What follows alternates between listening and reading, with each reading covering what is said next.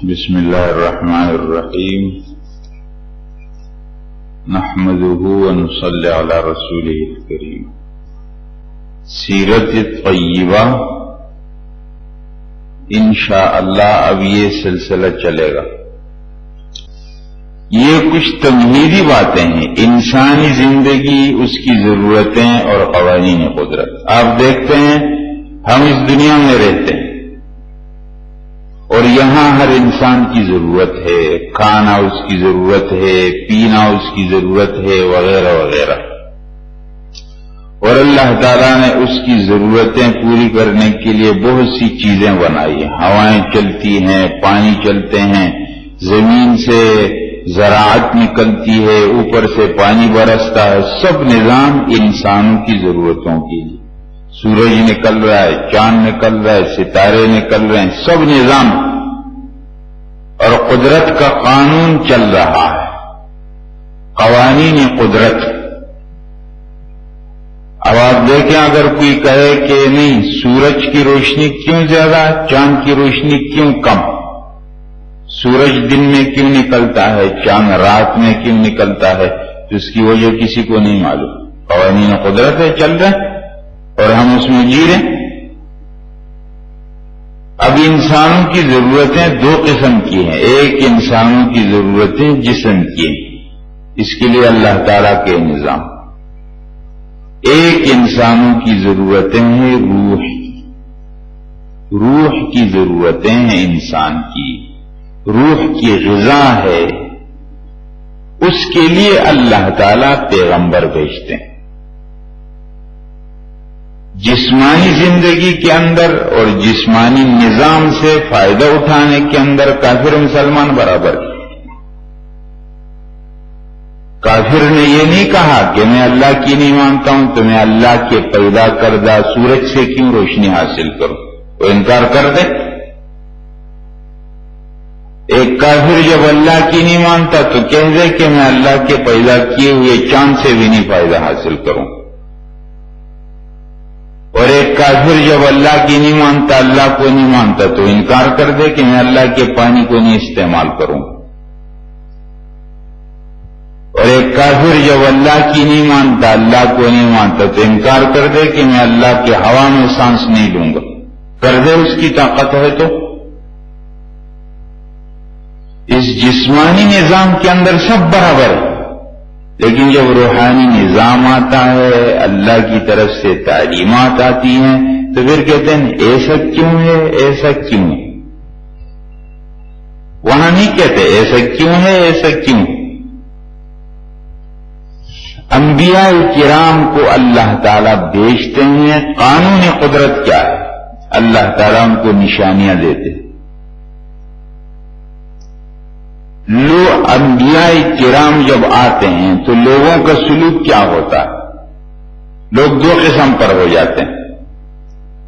ایک طبقہ ہوتا ہے کہ انبیاء کرام کے اس پیغام پر وہ غور کرتے ہیں، انبیاء کرام جو دعوت دے رہے ہیں اور انبیاء کرام جو پیغام دے رہے ہیں اس پیغام میں غور کرتے ہیں، پیغام ٹھیک ہے، یہ بات ٹھیک ہے۔ اور ایک طبقہ ہوتا ہے کہتے ہیں یہ نہیں، آپ ایسی نشانی بتا دو کہ ہم اپنے آنکھوں سے دیکھیں، یہ ماننے والے لوگ نہیں ہوتے۔ فرعون موسیٰ علیہ السلام کو کہتے ہیں نشانی بتا دو، آپ علیہ السلام کے زمانے میں کہتے ہیں چاند کے 2 ٹکڑے کر دو، صالح علیہ السلام کو ان کی قوم کہتی ہے اس پتھر سے اونٹنی نکالو، یہ کام کر دو گے تو ہم مان لیں گے۔ انصاف پسند لوگ ان باتوں کو نہیں، وہ اس پیغام کو دیکھتے۔ حضرت خدیجہ آپ علیہ السلام کو سچا بتانے کے لیے کیا کہتی ہے، اللہ کی قسم اللہ کو اکیلا نہیں چھوڑیں گے، کیونکہ آپ رشتوں کو جوڑتے ہیں، آپ بے سہارا لوگوں کی مدد کرتے ہیں، آپ غریبوں کی مدد کرتے ہیں۔ یہ وہ کردار ہوتا ہے۔ جو انسان پسند ہوگے وہ بات کو دیکھتے ہیں، جو ضدی لوگ ہیں وہ نشانیاں مانگتے ہیں، اور نشانیاں آنے کے بعد بھی نہیں مانتے تھے۔ ورنہ کیا ضرورت ہے جس پیغام کو لائے نبی کریم علیہ السلام، اس پیغام میں غور کرو، پیغام ٹھیک ہے غلط؟ اس لیے حضرت جعفر رضی اللہ تعالیٰ حبشہ کے دربار میں کھڑے ہوئے، جب مکہ کے لوگوں کے کچھ لوگ گئے ان کو واپس لانے کے لیے، تو حضرت جعفر نے تقریر کی، بہترین تقریر کی ہے، اور جب انہوں نے کہا کہ لوگ ہمارے حوالے کر دیں، یہ ہمارے علاقے سے بھاگے ہوئے لوگ ہیں، حضرت جعفر رضی اللہ تعالیٰ حضرت علی کے بڑے بھائی، آپ علیہ السلام کے چچا بھائی ہے، انہوں نے کہا کیوں اپنے علاقے سے آئے؟ کہا ہم ان لوگوں نے ہمارا جینا مشکل کر دیا، وجہ یہ ہو گئی کہ ہم لوگ اندھیرے کے اندر تھے، ہم جاہلیت کے اندر تھے، ہمارا طاقتور ہمارے غریب کو کھا رہا تھا، ہمارے اندر ظلم عام تھا، ہم بات بات پر جھگڑے کرتے تھے، ہم اپنے ہاتھ سے بت بنا کر ان کے سامنے سجدے میں گرتے تھے، اور ہم رشتوں کو توڑتے تھے، اور اب ساری غلط باتیں۔ اللہ تعالیٰ نے ایک پیغمبر بھیجا، اس نے ہم کو اچھی باتوں کی تعلیم دی، اس نے ہم کو رشتوں کے جوڑنے کا حکم کیا، اس نے ہم کو پاک دامنی کا حکم کیا، یہ سب اچھی اچھی باتیں بتائیں، وہ ہماری سمجھ میں آئی، ہم نے مان لی، ہماری قوم ہمارے خلاف ہو گئی، ہم کو مارنا شروع کیا، ہم کو پیٹنا شروع کیا، ہمارے لیے اس کا برداشت کرنا مشکل ہو گیا، تو ہم آپ کے پاس آ گئے کہ شاید آپ کے پاس کچھ انصاف مل جائے۔ اس پیغام میں لوگ نہیں غور کرتے، نشانیاں مانگتے ہیں، آپ چاند کے ٹکڑے کر دو تو کیا ہو جائے گا؟ اس لیے جب انبیاء کی وہ دعوت چلتی ہے تو وہ انصاف پسند لوگ اس پیغام میں غور کرتے ہیں، اس پیغام میں غور کرتے ہیں، اور ضدی لوگ کہتے ہیں یہ نشانی لے آؤ، یہ نشانی لے آؤ، یہ نشانی لے۔ اس پیغام میں غور کرنا چاہیے۔ اور دنیا کی تاریخ میں آپ دیکھیں گے تو مختلف نمونے نظر آتے ہیں، دنیا میں مختلف لوگ گزرے ہیں جن کا اپنے اپنے زمانے میں چرچا تھا، ان کی شہرت تھی، مثلا بادشاہ لوگ گزرے ہیں، دربار لگے ہوئے ہیں، لوگ آ رہے ہیں، ہر ایک چاہ رہا ہے کہ ان کے قریب ہو جائے، لیکن جب وہ گزرے تو نام و نشان ختم ہو گئے، وہ انسانوں کے لیے نمونہ نہیں بن سکتے، وہ تو اپنے خاص حلقے میں جیتے ہیں، جب ان کی تعریف کی جاتی ہے اور وہ لوگوں کو کچھ بخشش کرتے ہیں، وہ عام انسانوں کے لیے نمونہ نہیں بن سکتے۔ آپ دنیا کی تاریخ میں دیکھیں گے بڑے بڑے جنگجو کمانڈر نظر آئیں گے جن کے پاس پورے لشکر چل رہے ہیں، لیکن وہ عام انسانوں کے لیے گھر کی زندگی میں، بازار کی زندگی میں نمونہ نہیں بن سکتے۔ آپ دنیا میں مختلف دیکھیں گے، جہاں کہیں بھی نظر آئے گا کہ کہیں پر اچھائی کی روشنی ہے، نیکی کی روشنی ہے، اس کے پیچھے انبیاء کرام کی تعلیمات ہوتی، اور پھر انبیاء کرام کے بعد ان کے لوگ وہ کام کرتے ہیں اور علاقے میں روشنی پھیل جاتی۔ دنیا میں جہاں بھی خیر نظر آ رہا ہے اور دنیا میں جہاں بھی نیکی نظر آتی ہے، اس کے پیچھے انبیاء کرام کی محنت اور تعلیمات ہوتی، اور آخر میں حضرت محمد صلی اللہ علیہ وسلم وہ تمام انبیاء کرام کے تعلیمات کا خلاصہ لے کر آئے، سب کا خلاصہ ہے نبی کریم علیہ السلام۔ آپ کی زندگی کامل نمونہ، اگر ایک استاذ چاہے کہ میں اپنے شاگردوں کو کیسے پڑھاؤں، تعلیم کا کیا انداز، رسول اللہ صلی اللہ علیہ وسلم کی زندگی میں وہ باب ہے۔ اگر ایک والد چاہے کہ میں اپنے بچوں کے ساتھ کیسے سلوک کروں، آپ علیہ السلام والد کی حیثیت سے نظر آتے ہیں۔ اگر ایک شوہر چاہے کہ اپنی بیوی کے ساتھ کیا سلوک کرے، تو آپ علیہ السلام شوہر کی حیثیت سے نظر آتے ہیں۔ پھر آپ علیہ السلام کی بیویوں میں اگر 50 سال کی عمر کی ہے تو 15 سال کی بیوی، آپ علیہ السلام ان سب کے ساتھ کس انداز میں چلتے ہیں؟ آپ علیہ السلام ایک طرف پورے علاقے جزیرے کی حکومت کرتے ہیں، تو آپ گھر کے اندر کیسے وقت گزارتے ہیں؟ سب نظام امت کے ایک ایک فرد کے لیے نمونہ ہے۔ اگر امت پر مشکل آتی ہے، کوئی بچہ یتیم ہو جائے اور وہ اپنے باپ کا سہارا دیکھے ہی نہیں، آپ علیہ السلام اس کے لیے نمونہ ہے۔ اگر کسی کی والدہ کا بچپن میں انتقال ہو جائے، آپ علیہ السلام اس کے لیے نمونہ ہے۔ اگر کسی کی اولاد بچپن میں مر جاتی ہے، آپ علیہ السلام اس کے لیے نمونہ ہے۔ اگر کوئی کہے میرا تو نہ بہن نہ بھائی ہے، میں تو بالکل اکیلا پیدا ہوا، آپ علیہ السلام اس کے لیے نمونہ ہے۔ اگر کوئی میں تجارت کرتا ہوں، آپ علیہ السلام کے شام کے سفر اس کے لیے نمونہ ہے۔ اگر کوئی اپنے آپ کو استاذ بتاتا ہے، آپ علیہ السلام کی زندگی اس کے لیے نمونہ ہے۔ آپ زندگی کو کوئی بھی حصہ اٹھا لے، آپ علیہ السلام وہاں نمونے کے طور پر نظر آ جائے۔ اس لیے آپ علیہ السلام کامل نمونہ ہے۔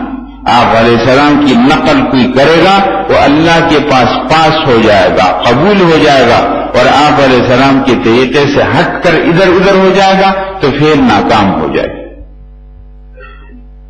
اس لیے اپنے عقلوں سے اور اپنے نئے نئے فلسفوں سے بات بنانے کی ضرورت نہیں ہے۔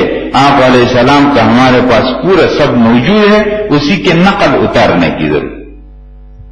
ایک عالم نے بڑی عجیب بات کہی، ہندوستان کی بات ہے، ریل کے اندر سفر کر رہے تھے، کار ریل کے ایک سیٹ پر بیٹھا ہوا، سامنے ایک ہندو جوڑا بیٹھا ہوا، میاں بیوی۔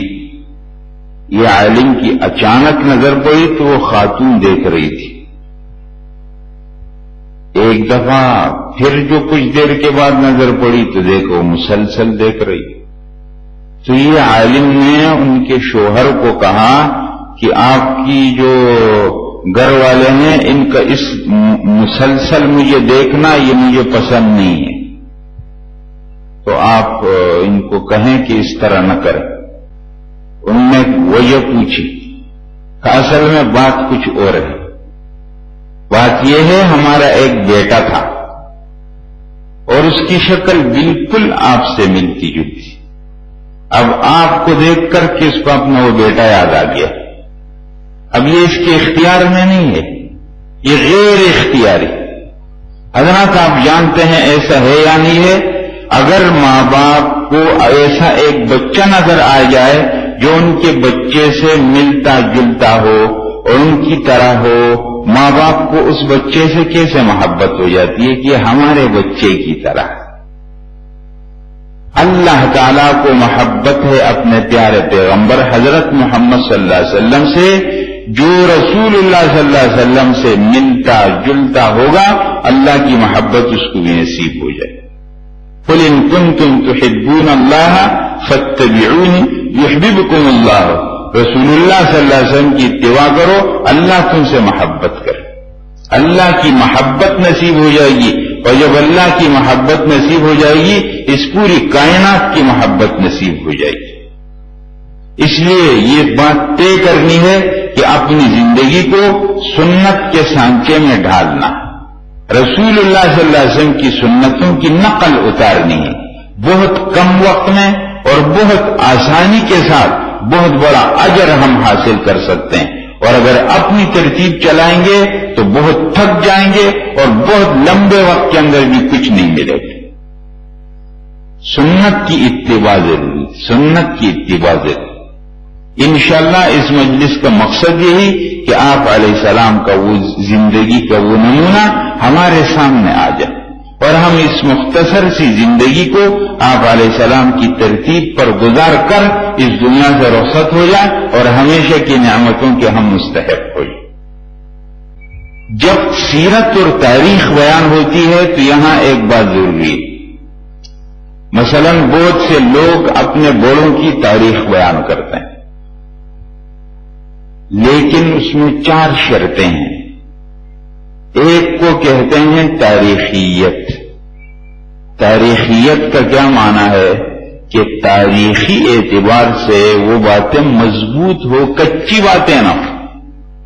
اب دنیا کے اندر مختلف لوگ اپنے بڑوں کو لاتے ہیں، ان کی زندگی بیان کرتے ہیں، لیکن رسول اللہ صلی اللہ علیہ وسلم کی زندگی جتنے مضبوط طور پر ہمارے پاس موجود ہے، دنیا میں کسی کی ایسی زندگی محفوظ نہیں۔ یہودی نہیں بتا سکتے کہ موسیٰ علیہ السلام کی پوری زندگی سنا دے ہم کو، پورے تاریخ کے ساتھ اور ٹھوس ثبوت کے ساتھ، عیسائیوں کے پاس بھی نہیں۔ اور آپ علیہ السلام کی زندگی ہمارے پاس پورے مضبوط طور پر موجود ہے، قرآن کریم نے بہت بڑا حصہ بیان کر دیا، احادیث کے اندر موجود ہے، راویوں پر بحث ہوتی۔ راوی محمد نام کے کتنے راوی ہیں؟ یہ نام آ جائے گا۔ محمد 100 نام ہے، محمد ہے، اس میں کتنوں کے والد کا نام عبداللہ ہے، کتنے کے والوں کا نام عبد الرحمن ہے، کتنے کا کیا نام ہے؟ اس محمد کے استاذ کون کون ہیں اور اس محمد کے استاذ کون کون؟ اس محمد کے شاگرد کون کون ہیں؟ اس محمد کے شاگرد کون کون؟ اس محمد کا حافظہ کتنا مضبوط تھا، اس محمد کا حافظہ کتنا مضبوط؟ سب مضبوط، پورا ریکارڈ موجود ہے، جو صرف مسلمانوں کے پاس ہے اور کسی کے پاس نہیں۔ آپ کوئی بھی حدیث کا راوی اٹھا لیں، پورا ریکارڈ اس کا مل جائے، کب پیدا ہوا، کب اس کا انتقال ہوا، استاذ کون کون ہے، شاگرد کون کون۔ تاریخی اعتبار سے آپ علیہ السلام کی سیرت بالکل مضبوط طور پر ہمارے پاس محفوظ، دنیا کی کسی قوم کے پاس ایسا ریکارڈ نہیں۔ ایک بات۔ دوسری بات کاملیت ہے۔ کاملیت کا کیا معنی ہے؟ یعنی آپ علیہ السلام کی زندگی کے تمام گوشے ہمارے سامنے۔ ممکن ہے کہ یہودی لوگ موسیٰ علیہ السلام کی زندگی کے کچھ حصے سنا دیں، لیکن پوری زندگی وہ نہیں بتا سکتے، اور ہم آپ علیہ السلام کی زندگی گھر کے اندر، گھر کے باہر، مسجد کے اندر، مسجد کے باہر، بچپن کی زندگی، لڑکپن کی زندگی، جوانی کی زندگی، شادی سے پہلے کی زندگی، شادی کے بعد کی زندگی، مکہ کے 13 سال، مدینہ منورہ کے 10 سال، یہ پورا ہمارے پاس موجود ہے۔ کامل تاریخ آپ علیہ السلام کی ہمارے پاس محفوظ۔ تیسری بات کیا ہے؟ جامع۔ کیا معنی؟ اگر ہم اپنی زندگی میں ایک کام کرنا چاہتے ہیں، آپ علیہ السلام کی تعلیمات اور آپ علیہ السلام وہاں موجود ہیں، سیرت وہاں موجود ہے، دوسرے لوگ ایسا نہیں بتا سکتے، اور ہمارے آپ علیہ السلام کی سیرت پورے جامع طور پر زندگی کے ہر شعبے میں موجود۔ سیرت پر اتنی کتابیں علماء نے لکھی مختلف حوالوں سے۔ کوئی لکھ رہا ہے آپ علیہ السلام بحیثیت حکمران، کوئی لکھ رہا ہے آپ علیہ السلام بحیثیت سپہ سالار، کوئی لکھ رہا ہے آپ علیہ السلام کے دعوت کا انداز، کوئی لکھ رہا ہے آپ علیہ السلام کے گھر کے اندر رہنے کا انداز، کوئی لکھ رہا ہے آپ علیہ السلام بحیثیت استاذ۔ یہ سب چیزیں سب لکھ رہے ہیں۔ آپ سیرت پر کتب خانہ، یہ کیا مسجد اور یہ کتنی بڑی، سب بھر جائے گی بالکل، اور لکھ رہے ہیں لکھ رہے ہیں لکھ رہے ہیں۔ اتنی جامع تاریخ آپ علیہ السلام کی ہمارے پاس محفوظ ہے۔ اور پھر آخری بات کیا ہوتی ہے؟ عملیت۔ کیا مانا؟ کبھی ایک بات کو بہت اچھے انداز میں لوگوں کے سامنے پیش کیا جاتا ہے اور ایک بہت اچھا فلسفہ، لیکن جب عملی دنیا میں، عملی زندگی میں نمبر آتا ہے تو وہ نہیں چلتا ہے۔ وہاں ممکن ہے کہ بہت اچھی تقریر ہو جائے، لیکن جب ہم اپنی زندگی سے اس کو ملاتے ہیں تو ہماری زندگی میں وہ نہیں چلتی ہے وہ بات۔